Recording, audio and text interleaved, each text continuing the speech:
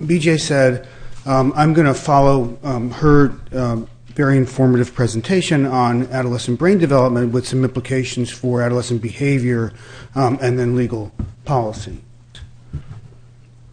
All right, so in a lot of the discussions about how the science of adolescent development should inform legal policy and practice, there's really three different issues, and they're often conflated. It's important to keep them distinct. The first is really the territory that was covered by BJ, which is what do we know about brain development during adolescence? The second is how does this inform our understanding of adolescent behavior? Because as many presenters yesterday pointed out, the law is about people's behavior. It's not about their brains. And then finally, how should this influence the development of legal policy? And I want to touch upon really the second two of these questions. So right now, there are four questions that those of us working in this area have been grappling with. The first is whether brain science should inform where we draw boundaries under the law between minors and adults. The second is whether we know enough about adolescence as a distinctive stage of development to argue that, in fact, maybe it's a separate category and that we shouldn't have a binary distinction between minors and adults, but should have an intermediate category as well, kind of the way we have learner's permits for driving. The third is whether neurobiological immaturity of the type that BJ described should be taken as evidence for limiting adolescents' legal rights or for extending greater protections to them.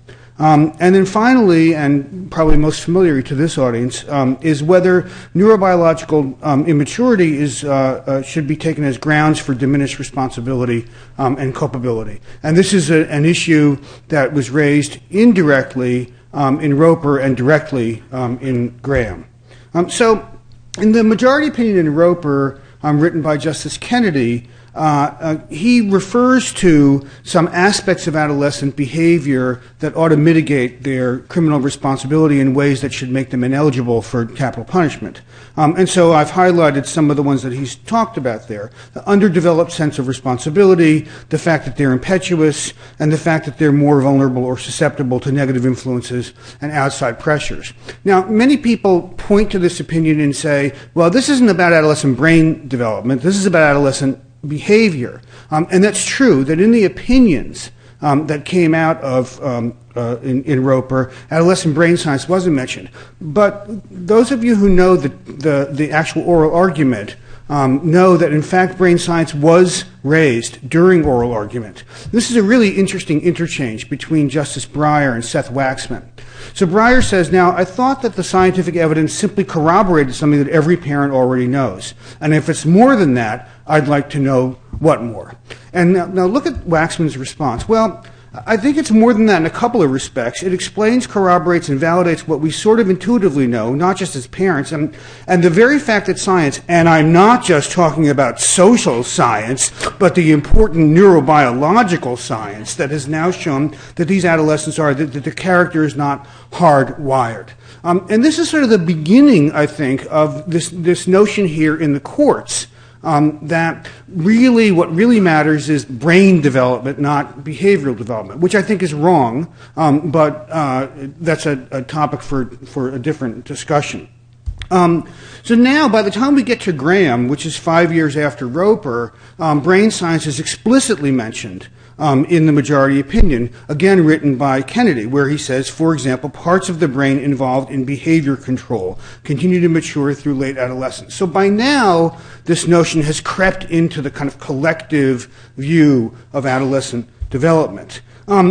We still have, I think, conflicting views of how we should judge adolescent immaturity. And those conflicting views came out in the Graham oral arguments. And for purposes of this presentation, I want to refer to them as the can't versus won't problem. So this is a New Yorker cartoon It says, go to your room and stay there until your cerebral cortex matures. Now, so this is sort of the accepted idea that adolescents are not as mature as adults. But I want to contrast that with a different New Yorker cartoon, which shows Peter Pan in front of the judge saying, your client's refusal to grow up does not preclude him from being tried as an adult. And this notion that maybe adolescent immaturity is voluntary as opposed to biologically determined is part of the tension here. And in the oral arguments in Graham, clearly that was something that bothered Roberts in trying to make sense out of this. I mean, for those of you not familiar with it, at some point at the beginning of the oral arguments, Roberts says, let's just stipulate that adolescents are different from adults. And now let's discuss how we should deal with this. And says, I think we should do this on a case-by-case basis because clearly some adolescents probably are biologically immature. I'm not putting words into his mouth. But some of them aren't. They look just like adults in many ways, and they just did something that was an immature thing to do. And this is a tension that is very difficult to resolve. So BJ laid out what our group has called a dual systems model of adolescent brain development.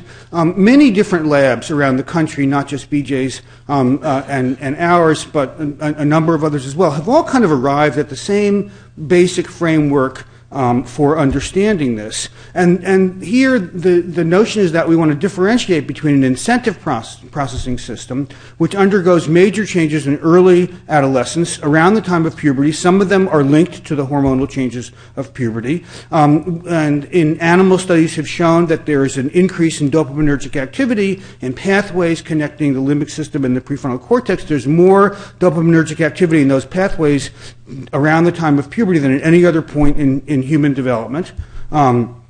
And this should result in increased attentiveness to rewards because of the changes in reward sensitivity. And these should show, and BJ presented some very nice data on that, a kind of a U-shaped pattern with age, with reward sensitivity being higher during adolescence than either before or after. Now we can contrast this with a different system, which we call a cognitive control system, which develops gradually from pre-adolescence on well into the mid-20s.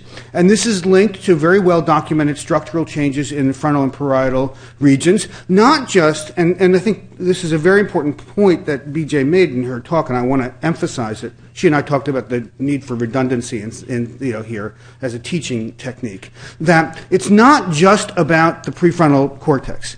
It's also about connections between different brain systems and brain regions, and those have received a lot less attention in the popular press. And these changes should result in better self-regulation, and you saw some data in BJ's talk that showed that. And these should follow not a curvilinear pattern, but a linear trend. So in research that we did that was funded by the MacArthur Foundation, which we call the Juvenile Capacity Study, because we did it in order to study the development of changes in capacities that are relevant for judgments of criminal responsibility and criminal culpability, we looked at some of this behaviorally. This was not an imaging study. This is a purely behavioral study. And there were 5 different data collection sites. We studied more than 900 people who ranged in age from 10 to 30. It was an ethnically and socioeconomically diverse community, normative sample, and we measured reward-seeking and cognitive control, along with a number of other things, but we measured them using both standard psychological self-report instruments, but as well using behavioral tasks too. And I just want to show you just 2 slides worth of data here from this because of time. So one of our measures of reward sensitivity is a task that some of you are familiar with called the Iowa gambling task. Not everybody accepts this as a measure of reward sensitivity. Not everybody even agrees on what this task does measure. But we think you can extract some interesting data from it that do illustrate reward sensitivity. So you've got 4 decks of cards. You're told that 2 of the decks are good and 2 of the decks are bad.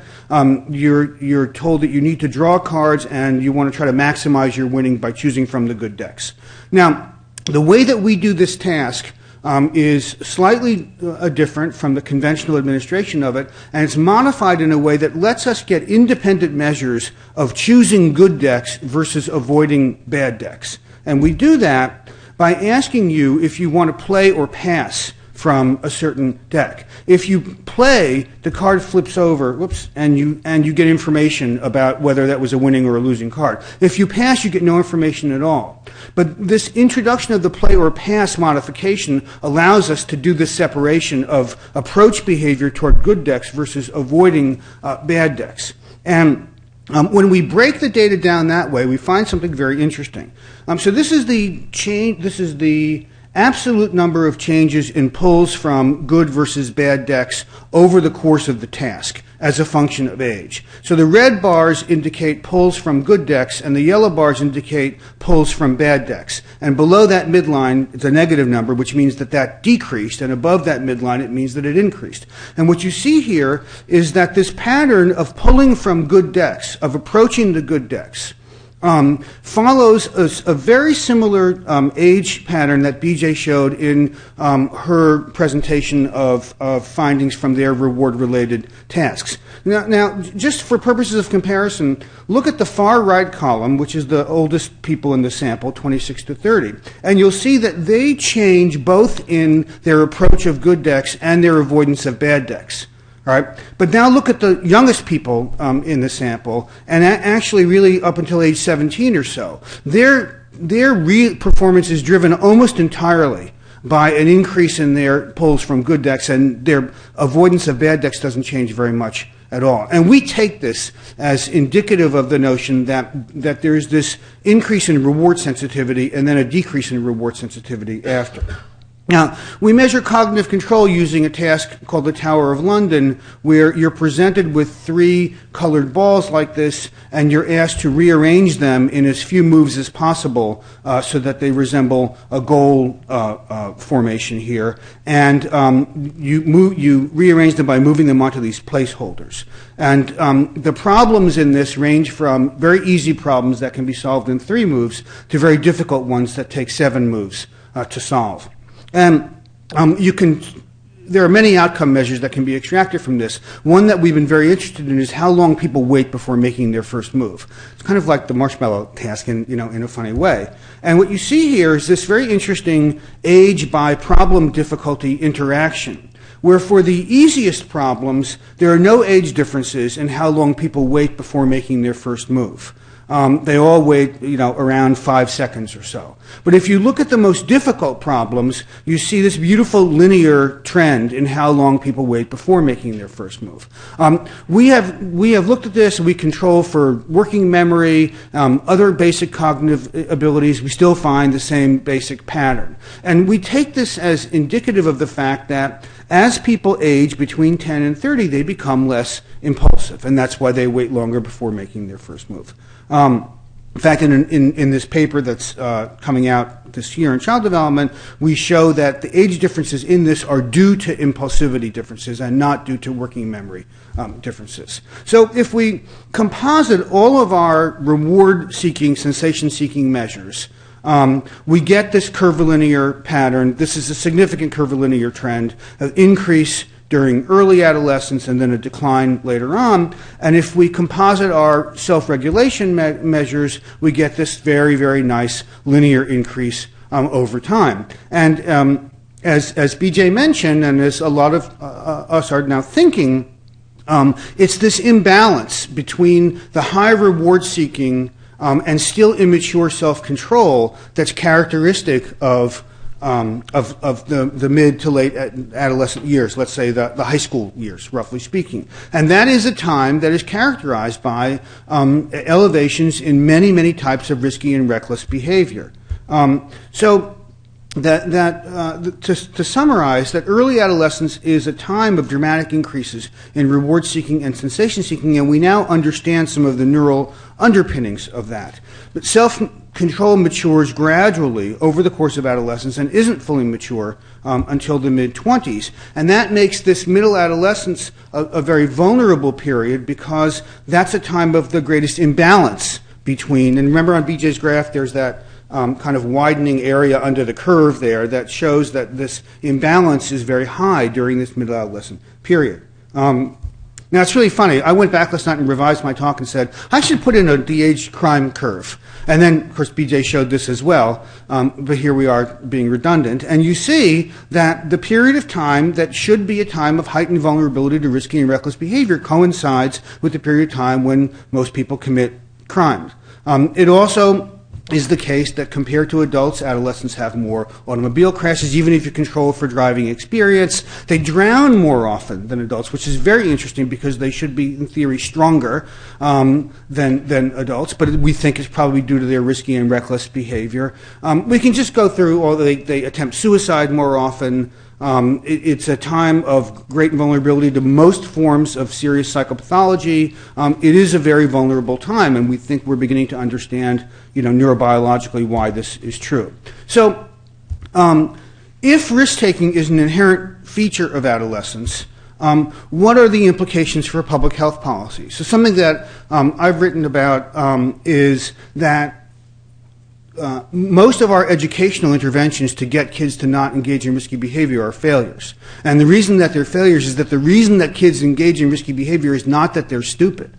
It's that they can't control their behavior in ways consistent with what would be the healthy or harm-avoidant way to behave. And it suggests that maybe we can prevent risky behavior during adolescence better by changing the context to limit kids' access to situations and substances that harm them, rather than trying to change the kid, because some of these may be inherent features of adolescence. So an example that I like to use in this is looking at our attempts to diminish cigarette smoking among adolescents.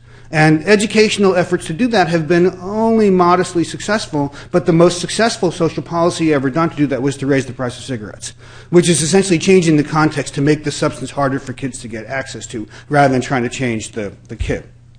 What are the implications for criminal law? Does developmental immaturity mitigate criminal responsibility? And clearly, the Supreme Court decisions in Roper and in Graham suggest that the court agrees. But should this extend to other kinds of less serious crimes than those addressed in Roper and Graham as well?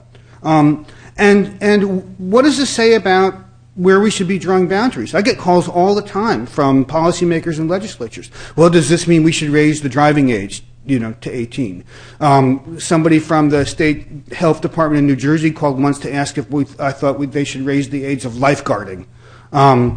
And I was an expert witness in a case involving Omar Khadr, the Guantanamo Bay detainee. And when I was deposed by the prosecution, I was asked if his brain was mature enough, if the fact that he was able to assemble IEDs meant that his brain was mature enough for him to be treated as an adult. So where do we draw these boundaries between adolescence and adulthood, given this new science?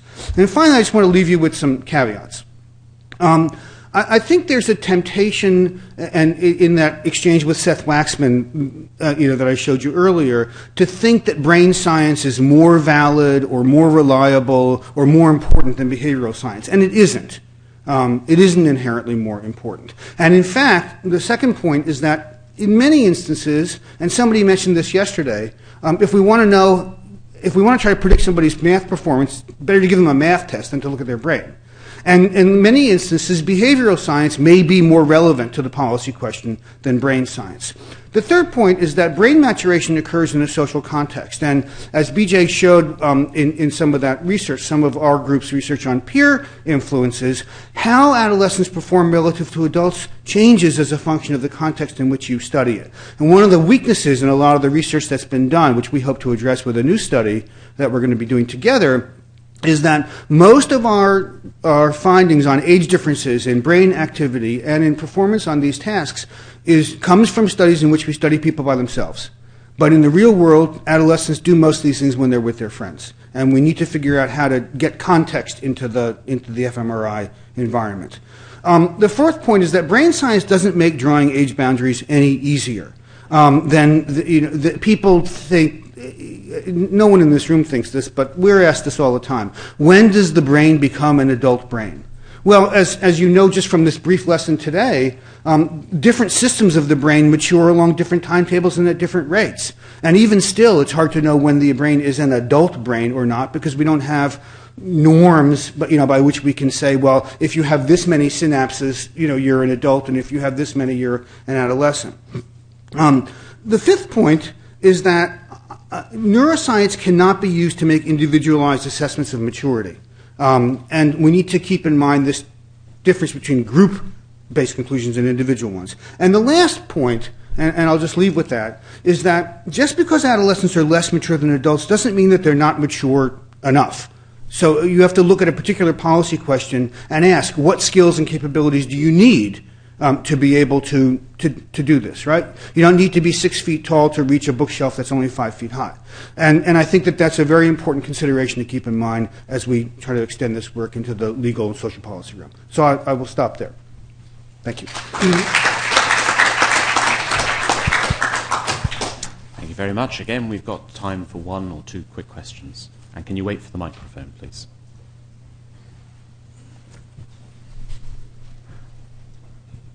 As a mere social scientist, I found these last two presentations really terrifically fascinating. And I wonder how much the pattern and rate of brain development has been changed by evolution over the last 3 centuries. Because actually, adolescence is a very recent category. Yeah. In the 18th century, the mean age of death was 35. King Tutankhamun assumed the throne at the age of 8. Jeanne d'Arc led the French army at the age of 16. And in many other cultures and many historical contexts, people were out at work at the age of 10, 12, 14.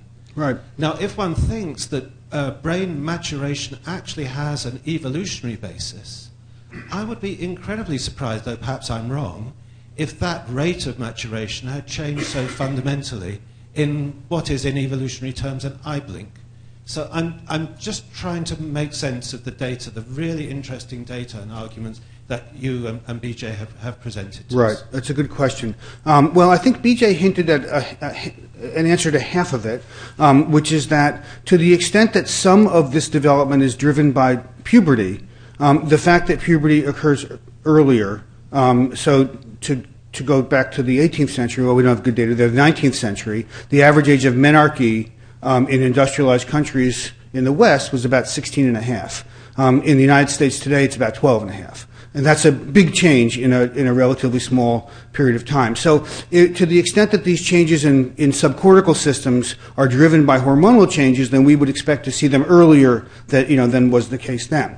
So my take on this is that in the 18th century and before, the maturation of these systems was much more synchronous.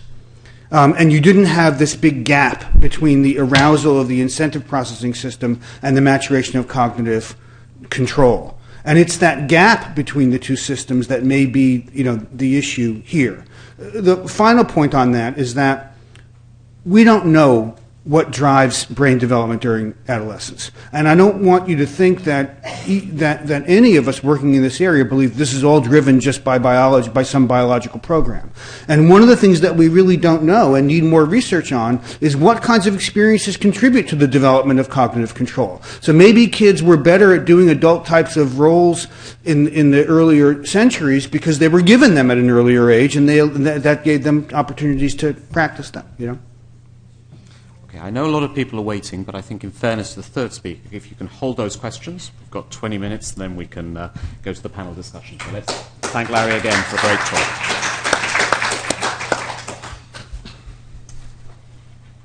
Last